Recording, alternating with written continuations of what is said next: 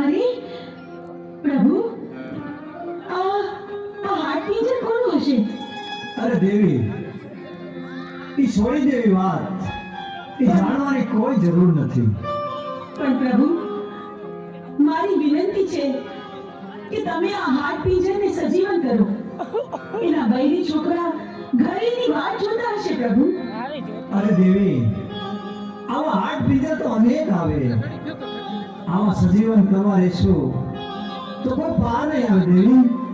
પ્રભુ, તમારે મારી વિનંતી માન્ય રાખવી જ પડશે ને આને સજીવન કરવું જ પડશે. જો તમે આને સજીવન નહીં કરો તો પીળી પાકની ભમરી બનીને જટામાં ઘૂસી જઈશ. આ મારી હઠ છે પ્રભુ. દેવી હઠ લીધી છે, સ્ત્રી હઠ, બાળક હઠ. હઠ લે એટલે એને સજીવન કરવું પડશે. ભસ્મ કંકણ અમીના ફૂટ લઈ સજીવન કરવું.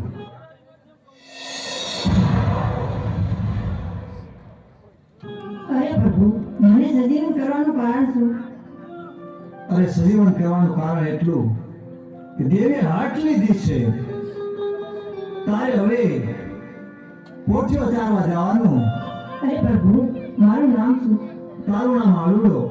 બહુ સરળ પ્રભુ. પોઠિયો લઈને તારે 3 દિશામાં જવાનું. ઉગમણી દિશામાં પણ નહીં ચારવા જવાનું. પ્રભુ, તમે આપેલા આજ્ઞા, તમે કરેલી ભલામણ હું આલુડાને જણાવી દઈશ. તમે જેમ જણાવ્યું છે એ જ પ્રમાણે થશે. આલુડો ક્યારેય પણ દક્ષિણ દિશામાં પોઠિયો ચડાવવા નહીં જાય. હા દેવી, અત્યારે હું હિમાલય પર્વત ઉપર તાપ ઉપર જાઉં છું. ભસ્મ કંકણ અમીના ફૂટ આ દેવી હું તમને સોંપી દઉં છું. મારી રજા સિવાય આ ભૂલે ચૂકે કોઈને આપી ન દેતા દેવી. ભલે મહાદેવ, જેવી તમારી આજ્ઞા. સાંભળ આલુડા, મહાદેવ પ્રભુની આજ્ઞાથી હું તને ભલામણ કરું છું કે ચારેય દિશામાંથી ક્યારેય તારે દક્ષિણ દિશામાં પોઠિયો ચારવા જવાનું નથી. બહુ સારું માતાજી. મારી આ આજ્ઞાનું તું હંમેશા ધ્યાન રાખજે. બહુ સારું માતાજી. જરૂર હું જવું પા. અરે આલુડા, આવી ગયો તું? લે, વાળું કરીને પછી સૂઈ જા. બહુ સારું માતાજી.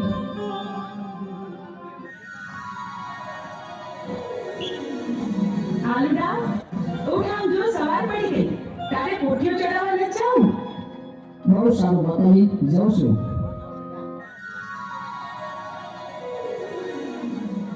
આ ભલે મને માતાજીએ ના પાડી હોય તો મારે દક્ષિણ દિશામાં જ જવું છે. આજના આ સુંદર વાતાવરણમાં મને મન થાય છે જીલણીયા તળાવે સ્નાન કરવા માટે જાઉં. પણ જાતા પહેલા મારી 5 બહેનોને બોલાવી જાઉં.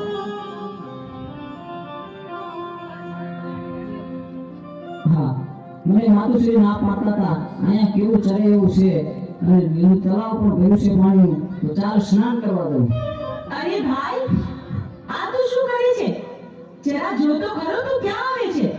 અહીંયા બેનો નાતી હોય ત્યાં તારે ન નવાય. અરે માતાજી, મારે તો નાવું છે. પણ આલુડા, અમે ડૂબકી દોડ રમી છીએ હો. તો તારે પણ અમારી હારે રમવું પડશે. ભલે માતાજી, હું પણ રમીશ.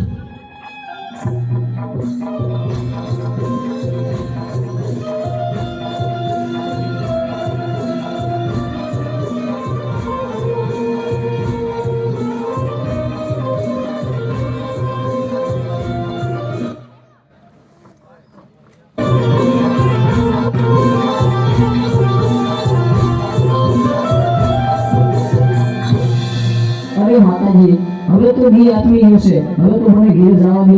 અરે પણ આલુડા, તારા ઉપર તો દાવ આવ્યો. દાવ તો તારે દેવો પડશે. અરે મારી માતુશ્રી મારી વાટ જોતા હશે એટલે મને જવા દેવો, કાલ આવીશ. આલુડા, તને જવા તો દઈ, પણ એક શરતે. અમીનો ફૂંકો અને ભસ્મ કંકર લઈને કાલે પાછો આવીશ તો આજે જવા દે. શરત મને મંજૂર છે. અરે, આ દિવસ તો આથમવા આવ્યો, સાંજ પડી ગઈ, વાળું ટાણું થઈ ગયું, પણ આ આલુડો ક્યાંય દેખાતો નથી.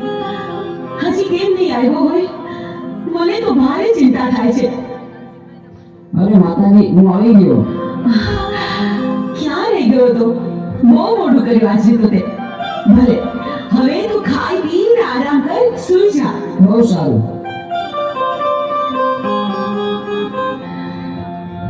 અરે, આ મારો આલુડો બરાબર ખાય પીએ છે, તો ખબર નહીં કેમ મોડો પડતો જાય છે. એના મોઢા પર નૂર નથી દેખાતું. આલુડા, એ આલુડા, આ દિવસ ઉગીને માથે આવ્યો. પોઠિયો ચાલવા નથી જવાનું તારે? હાલ જોઈ, ઊભો થા, ખાઈ પીને તૈયાર થઈ જા આલુડા. અરે માતાજી, આજે તો હું બહુ થાકી ગયો છું. આજ પોટીઓ ચાલવા નહીં જવું. અરે ભાઈ, પણ એવું થોડું ચાલે. પોઠિયો ચલાવવા તો જવું પડે ને. જાઓ ખરો, પણ એક શરતે. હા, અરે માતાજી, અમીનો કૂપો અને ભસ્મકંકર મને આપો તો. અરે પણ ભસ્મ કંકર અને અમીનો કૂપો તારે શું કરો છે? ભલે બેટા, હું તને ભસ્મ કંકર અને અમીનો કૂપો આપું તો ખરી, પણ હાંજે હાંચવીને પાછો લેતો આવજે અને મને પાછો સોંપજે. બહુ સારું માતાજી.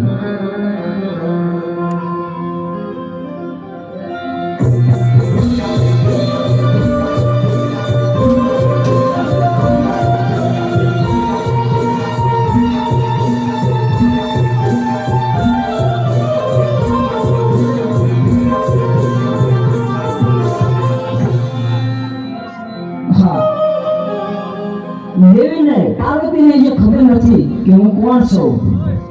અમીનો કૂપો અને ભસ્મકંકર મારા માથે નાખી દો અને અમીનો કૂપો પી અને ઉમૈયા દેખનો રાક્ષસ થઈ ગયો.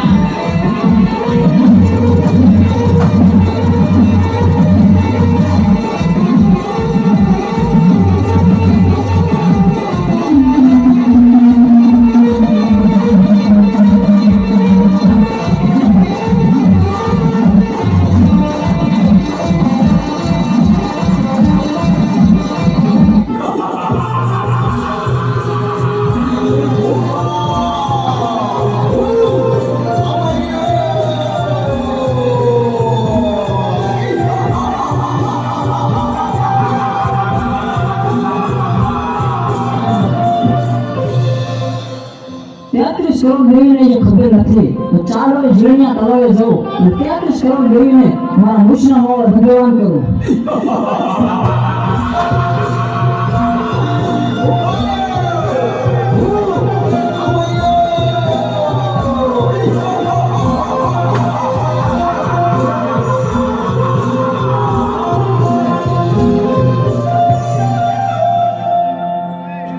અરે આ આલુનો તો રોજ સાંજે ઘરે આવવામાં મોડું કરે છે. પોટલું ચાડવા ગયો પણ હજી આવ્યો નહીં. ક્યાં ગયો હશે? અરે દેવી, આવડો પોટ્યો જાણવા ગયો, હજી કેમ નથી આવ્યો? ખબર નહીં પ્રભુ, આ સાંજ પડવા આવી આટલું મોડું થઈ ગયું છે તોય હજુ આવ્યો નથી. મને તો ભારે ચિંતા થાય છે. દેવી, ભસ્મ કંકણ અમીનો કૂપ લાવો. પ્રભુ, એ અમીનો કૂપો ને ભસ્મ કંકણ આલુડાએ હાથ લીધી હતી ને એટલા માટે મેં એને આપી દીધું. અરે દેવી, તું તો અનાથ થઈ ગયો. એ આલોડો એક માયાવી રાક્ષસ હતો. તમે ભસ્મ કંકણ અને અમીનો કૂપ આપી દીધો. ભસ્મ કંકણ માથે ચડાયું, અમીનો કૂપ પી અને અમૈયા નામનો દૈત બની ગયો છે. દેવી,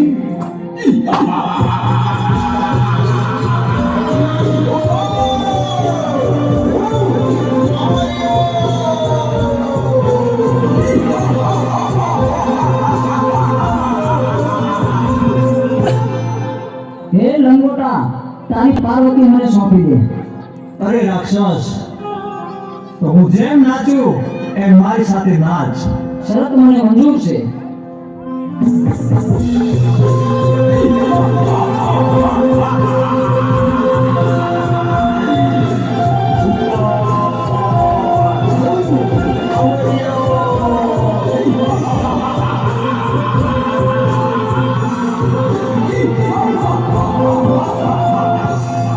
હા, લંગોટે મને રચવી અને મારું ભસ્મ કંકણ ઉડી ગયું તો મારું મોત નિશ્ચિત છે. તો ચાલ અત્યારે અહીંથી હું ભાગી દઉં.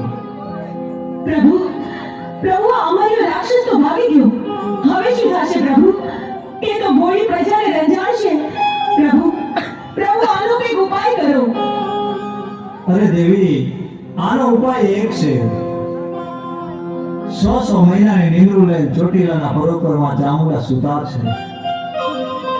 તો ચારણ જોગીને બોલાવું, એને જગાડે તો જ એનું મૃત્યુ થાય. અરે પ્રભુ, મારું શું કામ છે આજ? આજ મને આમ કામ બોલાયો? અરે, બોલાવાનું કારણ એટલું છે ચારણ જોગી, અમરિયા નામના દૈતે 33 કરોડ દેવાળોને મૂછના મોળે બંધેવાન કર્યા. હા પ્રભુ, પૃથ્વી ઉપર હાહાકાર મચી ગયો છે. તો આલે મારું ડમરું અને માં ચામુંડાને જગાડવા જા. પણ એક વાત યાદ રાખવાની કે જ્યારે માં ચામુંડા જાગે હા પ્રભુ. ત્યારે આવડો ફરી જજો. અરે અરે ભોળાનાથ, આવડું ફરવાનું કારણ શું? કારણ એટલું છે ચારણ જોગી કે જ્વાળામુખી જોગણી છે. એ જાગશે અને મોઢામાંથી જ્વાળા નીકળશે તો તને બાળીને ભસ્મ કરી નાખશે. બહુ સારું પ્રભુ. હાલ ને હાલ હું જાઉં તમારું ડમરું લઈ અને ચોટીલાના ડુંગર ઉપર માં ચામુંડા 6 મહિનાની નિંદ્રા લઈને સુતા છે, એને જરૂર હું જગાડીશ.